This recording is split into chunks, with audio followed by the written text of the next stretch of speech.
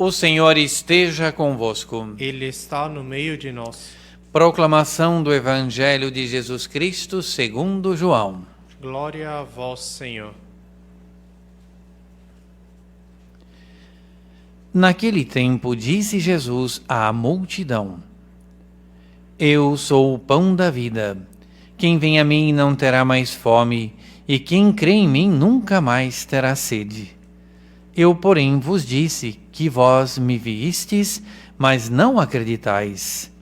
Todos os que o Pai me confia virão a mim, e quando vierem, não os afastarei. Pois eu desci do céu não para fazer a minha vontade, mas a vontade daquele que me enviou. E esta é a vontade daquele que me enviou, que eu não perca nenhum daqueles que ele me deu, mas os ressuscite no último dia. Pois esta é a vontade do meu Pai, que toda pessoa que vê o Filho e nele crê, tenha vida eterna, e eu o ressuscitarei no último dia. Palavra da salvação. Glória a vós, Senhor.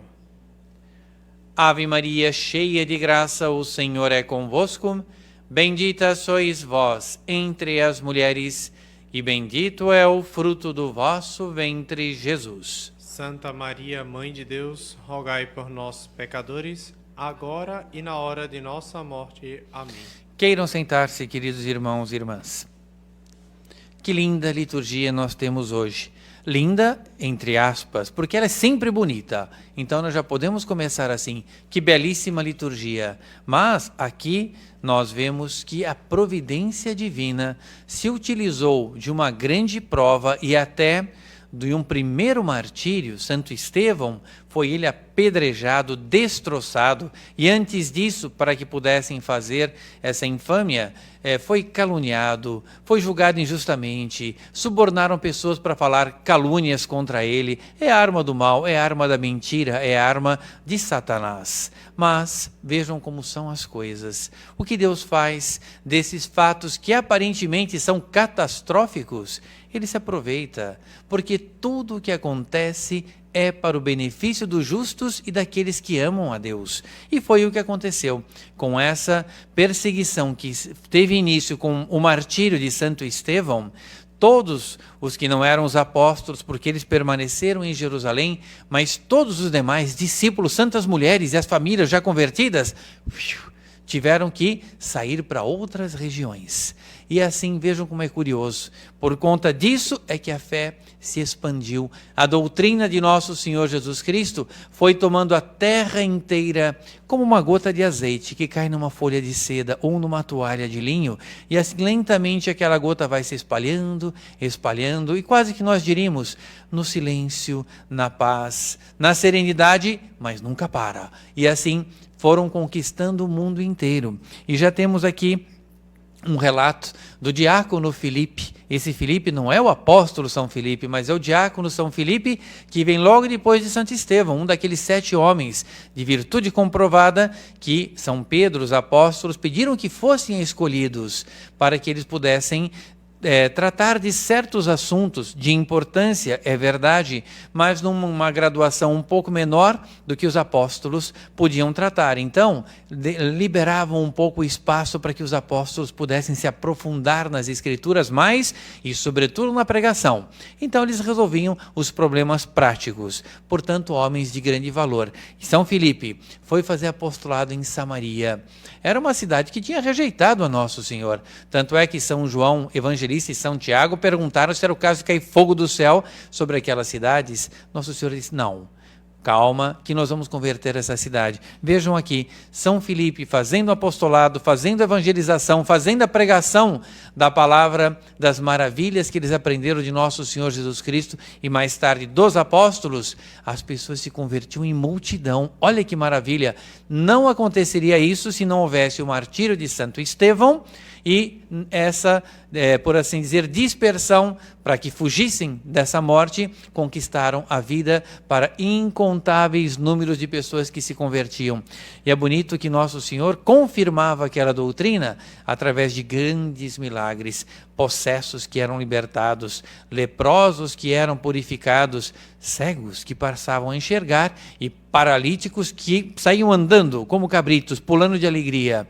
Então, essa confirmação fez com que os povos todos vissem aquilo. Meu Deus, que doutrina maravilhosa essa de nosso Senhor Jesus Cristo.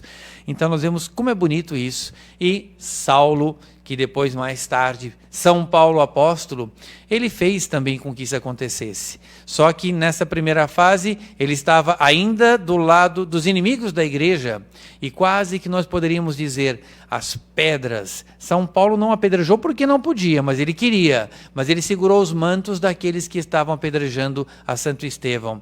Mas, vamos dizer assim, as pedras de Saulo que produziram a morte, o sangue e a expansão da igreja, depois conquistaram o próprio São Paulo.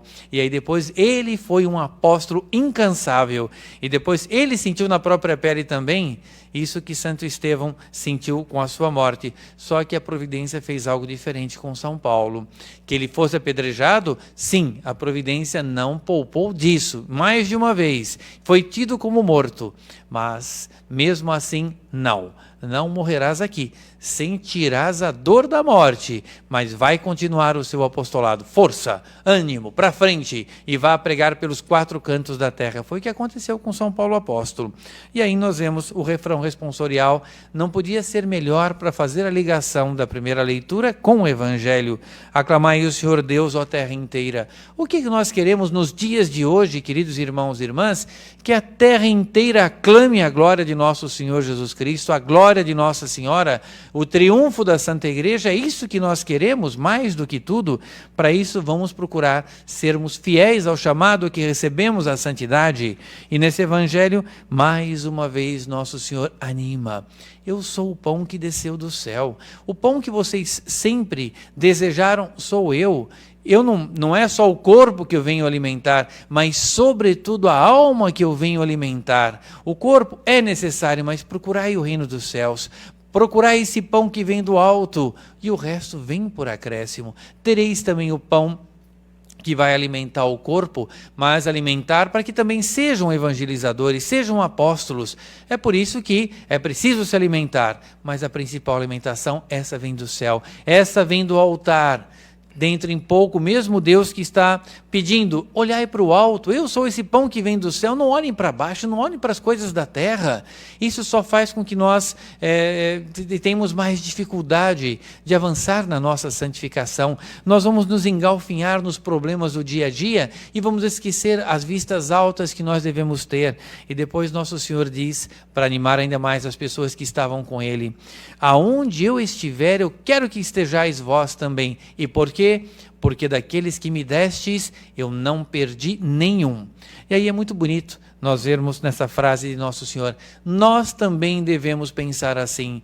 Aqueles que estão debaixo da nossa custódia, de alguma forma, de alguma responsabilidade nossa, enquanto um pai, uma mãe, enquanto uma comunidade, enquanto apoio colateral que eu devo dar para os meus amigos, para as minhas amigas, para as pessoas que estão em torno de mim, então também eu posso repetir essa frase, Senhor, que eu possa usar essa frase vossa, e daqueles que me destes, nenhum se condenou, todos se salvaram, Senhor. E hoje nós temos um belíssimo exemplo, queridos irmãos e irmãs, de uma dama paulista, nobre e santa, que santa não foi levada até as honras dos altares até agora, mas nós já temos muitos milagres literalmente comprovados, que no tempo oportuno estarão aí aberto um processo de beatificação, serva de Deus. Isso o tempo fará da melhor maneira possível, mas nós vemos que também ela poderá, e certamente repetiu diante de Deus essa frase, uma vez que hoje é o aniversário do seu falecimento. Senhor, Sagrado Coração de Jesus, a quem ela tinha uma devoção única, e estava sempre rezando diante de uma belíssima imagem que ela tinha na sua sala de estar. Então, Sagrado Coração de Jesus, daqueles que me destes, eu não perdi nenhum. Daqueles que eu tive que fazer apostolado, daqueles que eu tive que animar, daqueles que eu tive que entusiasmar, nenhum escapou. E todos estão aí, os que já vós chamaste já estão no céu, e os demais estão caminhando nesse sentido. E nós vemos, ela foi mãe de 2 filhos, Dona Rosé e o professor Plínio Corrêa de Oliveira.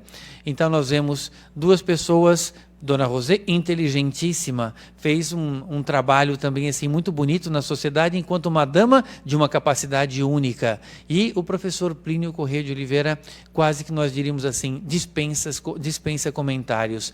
Um homem de um amor pela Santa Igreja que ele aprendeu dela. E quando ela faleceu, era a frase que ele repetia diante de seu corpo já sem vida. Ele dizia assim: mamãe me ensinou a amar a Santa Igreja Católica, Apostólica e Romana. É isso que eu mais devo a ela. Imagine, ela deu a vida a ele, porque ela concebeu o Dr. Plínio Corrêa de Oliveira. E, no entanto, o modo que mais tocou o coração dele, que mais fazia ele derramar lágrimas, era de gratidão por ela ter ensinado a ele a amar a Santa Igreja Católica, Apostólica e Romana. E ela não fez outra coisa senão isso. A vida dela toda foi, senão, uma proteção da inocência de suas crianças, de Dr. Plínio. Depois, fazer com que eles fossem exímios católicos, apostólicos, romanos, praticantes. E sempre devotos do Rosário de Nossa Senhora, devotos do Sagrado Coração de Jesus, intrépido, Dr. Plínio, intrépido defensor da Santa Igreja. Então nós vemos como é bonito que hoje nós comemoremos essa grande dama paulista, com um evangelho tão adequado, com uma primeira leitura tão adequada também.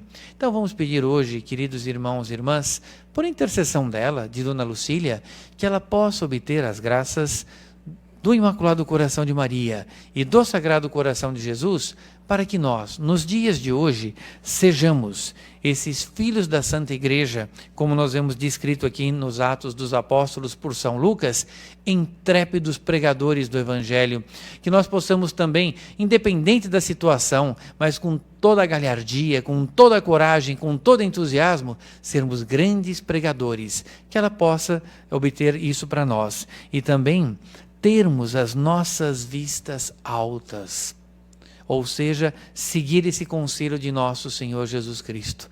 Meus filhos, tenham um olhar alto, como nós dizemos na Santa Missa, elevemos os nossos corações, nós o temos para o Senhor, olhos e coração voltados no Senhor. Aí então, nós não perderemos nenhum daqueles que Deus Nosso Senhor e Nossa Senhora quer que façamos apostolado. Então hoje são os nossos pedidos a Dona Lucília, que nós tenhamos sempre, sempre, sempre esse fervor intrépido de sermos pregadores do Evangelho e que nós tenhamos as vistas sempre altas para conquistar almas e daquelas que nos foram dados, não perdemos nenhuma. Louvado seja nosso Senhor Jesus Cristo. Para sempre seja louvado.